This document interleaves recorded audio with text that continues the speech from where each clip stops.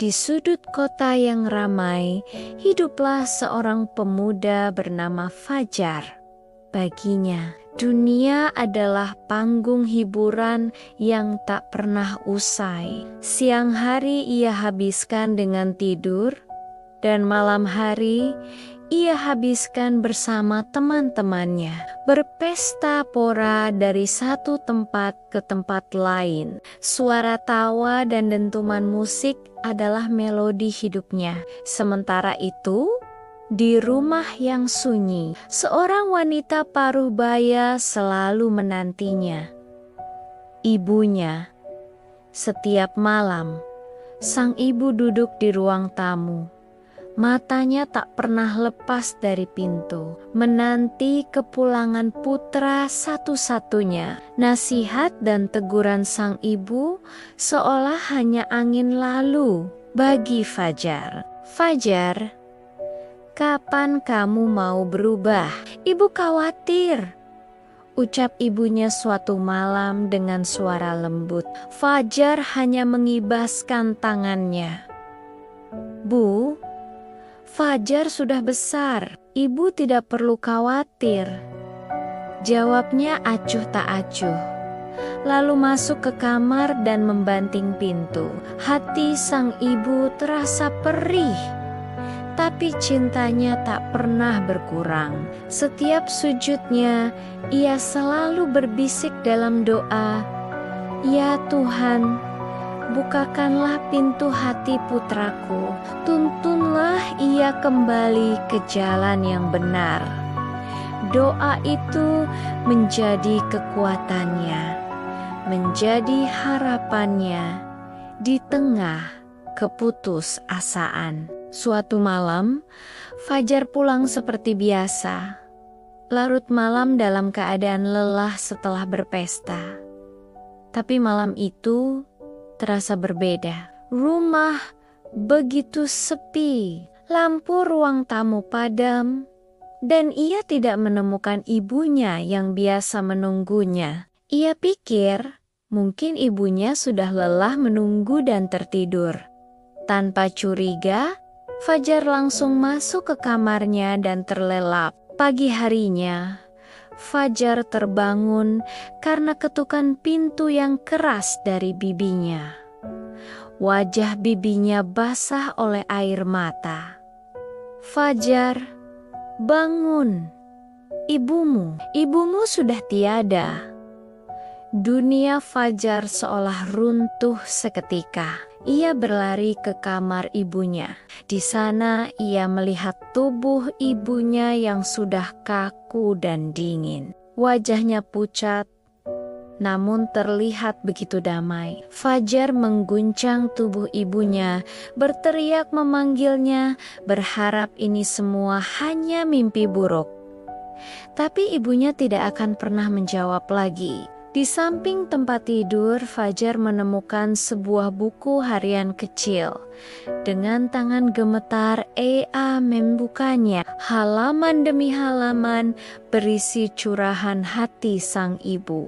Tulisan tentang kerinduannya pada Fajar, kekhawatirannya, dan doa-doanya yang tak pernah putus. Di halaman terakhir, tertulis sebuah kalimat yang menusuk langsung ke jantung Fajar.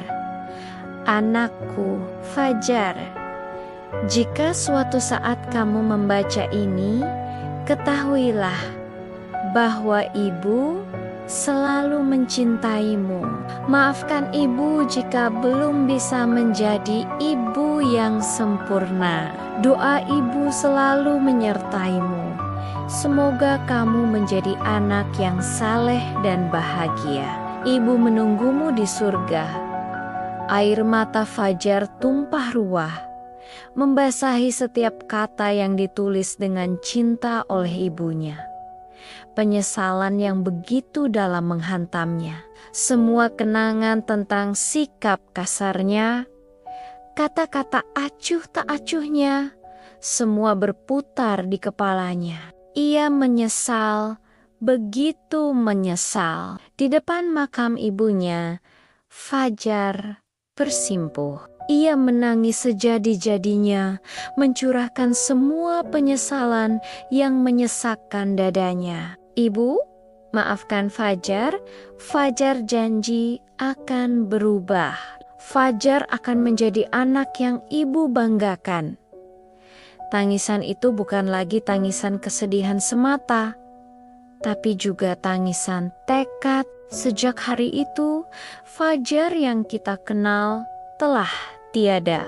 Ia meninggalkan dunia malamnya, teman-teman pestanya, dan semua kebiasaan buruknya. Ia mulai rajin pergi ke masjid, belajar agama, dan mendekatkan diri pada Tuhan. Fajar sadar, ia tidak bisa mengembalikan waktu atau menghidupkan kembali ibunya, tapi ia bisa mengubah masa depannya. Ia bisa menjadi pribadi yang lebih baik sebagai bentuk baktinya yang terakhir. Setiap selesai sholat, ia tidak pernah lupa mendoakan ibunya. "Ya Allah, ampunilah dosa ibuku, lapangkanlah kuburnya, dan tempatkanlah ia di surgamu yang terindah." Doa itu kini menjadi melodi baru dalam hidupnya, menggantikan dentuman musik di masa lalunya. Fajar juga mulai bekerja keras. Ia membuka usaha kecil-kecilan dari sisa tabungannya. Jatuh bangun ia alami, tapi ia tak pernah menyerah. Ia ingat pesan ibunya untuk menjadi orang yang bahagia dan mandiri. Setiap kali merasa lelah, ia akan memandang langit dan membayangkan senyum ibunya. Senyum itu memberinya kekuatan untuk terus berjuang. Lambat laun, usahanya berkembang. Ia tidak hanya sukses secara materi, tapi juga sukses menjadi pribadi yang dermawan. Sebagian keuntungannya ia gunakan untuk membantu anak yatim dan orang-orang yang membutuhkan. Ia ingin melanjutkan kebaikan hati ibunya. Kini, Fajar telah menjadi pria yang dewasa, bertanggung jawab, dan disegani di lingkungannya. Kisahnya menjadi inspirasi bagi banyak orang. Kisah tentang bagaimana sebuah kehilangan yang menyakitkan bisa menjadi titik balik terindah dalam hidup seseorang. Penyesalan yang ia rasakan tidak membuatnya terpuruk, tapi justru membangkitkannya menjadi versi terbaik dari dirinya. Ia sadar betul bahwa cinta seorang ibu adalah anugerah terbesar, dan cara terbaik untuk membalasnya adalah dengan menjadi anak yang saleh. Bahkan setelah sang ibu tiada, teman-teman, kisah Fajar mengajarkan kita pelajaran yang sangat berharga. Jangan pernah sia-siakan orang tua kita selagi mereka masih ada. Jangan tunggu penyesalan datang untuk menunjukkan cinta dan bakti kita. Ucapkan terima kasih, peluk mereka, dan jadilah anak yang mereka banggakan hari ini. Saat ini juga, karena waktu tidak bisa diputar kembali. Harta yang paling berharga bukanlah materi, tapi doa dan restu dari orang tua kita. Semoga kita semua bisa menjadi anak yang berbakti.